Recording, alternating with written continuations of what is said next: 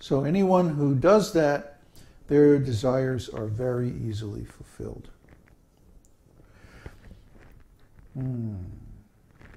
The impersonalists who try to avoid everything material may undergo severe austerities, but they miss the opportunity of being engaged in the service of the Lord. Thus, their renunciation is not sufficient for perfection.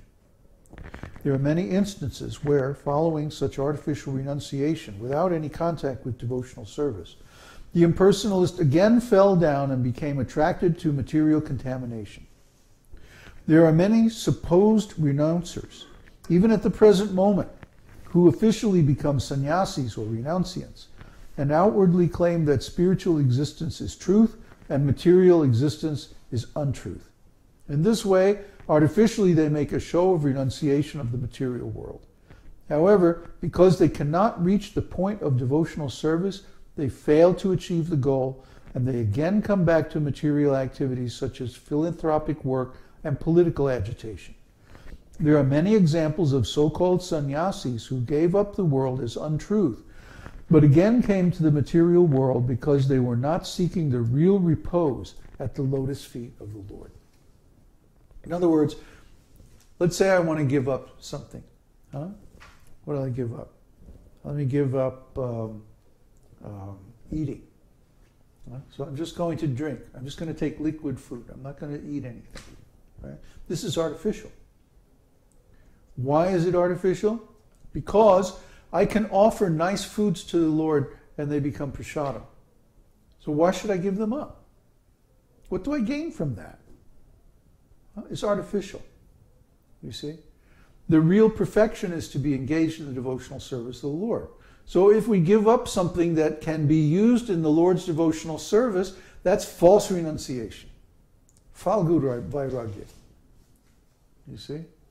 Or if I give up something artificially, well, it's the same principle. If I give up something that looks like sense enjoyment, but actually can be offered to Krishna, then I'm diminishing my devotional service. See? If I start to measure everything in devotional service, measure by terms, in terms of devotional service, that means the more I can increase, the better. So yes, give me a nice house. Yes, give me all kinds of facilities. Yes, give me all kinds of money. Yes, give me a country. Fine, give me a planet. I hear there's a vacant universe over in the next dimension. Can I have that, Krishna? I'll use it for your devotional service. Oh, no problem. Anything we can use for Krishna's service should not be given up. That's why we don't give up.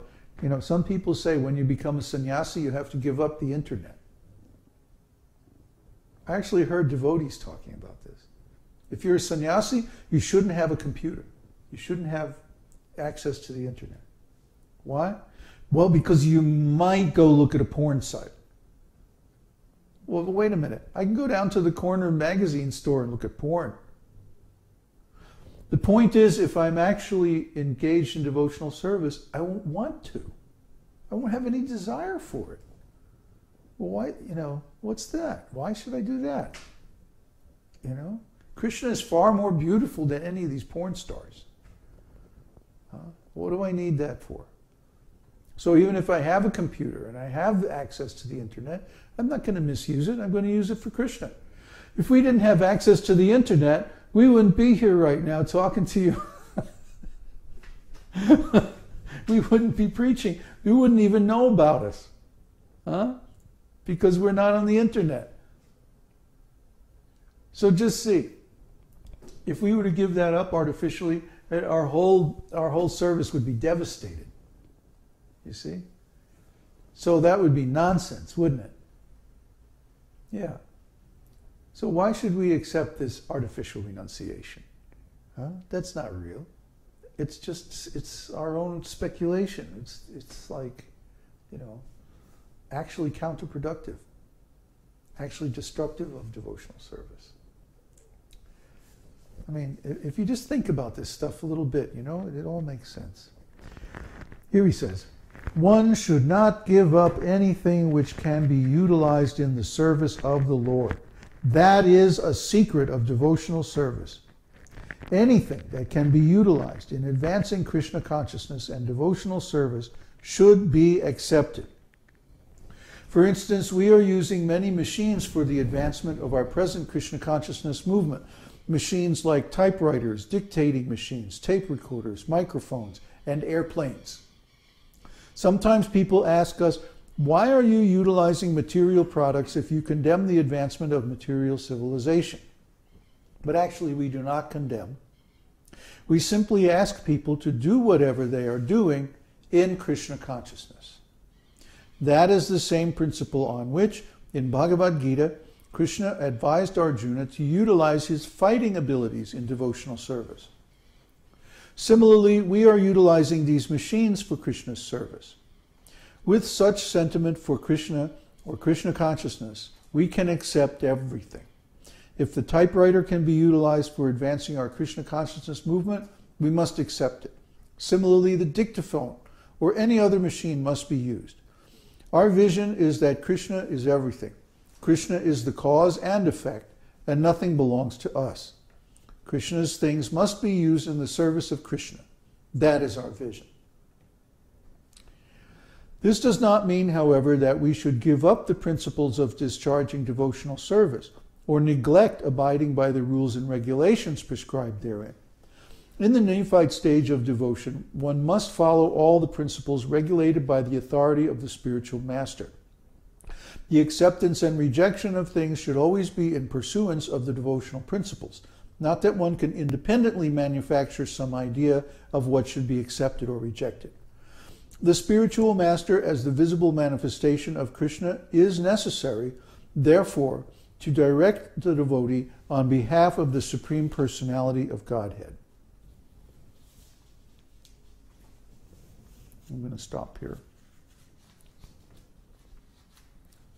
So Śrīla Prabhupada was a great, and actually Bhaktisiddhanta, Śrīla Prabhupada's spiritual master, was also a great pioneer in the use of modern technology for devotional service. Bhaktisiddhanta was the first Vaishnava sannyasi to ride in a car. He was the first to use a telephone, the first to use a dictaphone. In those days, they had dictaphones made with wax cylinders, and it had a big horn on it. You would speak into the horn, and it would record. In fact, the first phonographs manufactured by Alexander Graham Bell were thought to be used for voice recording. That was his idea. He had no idea that they would be used for music.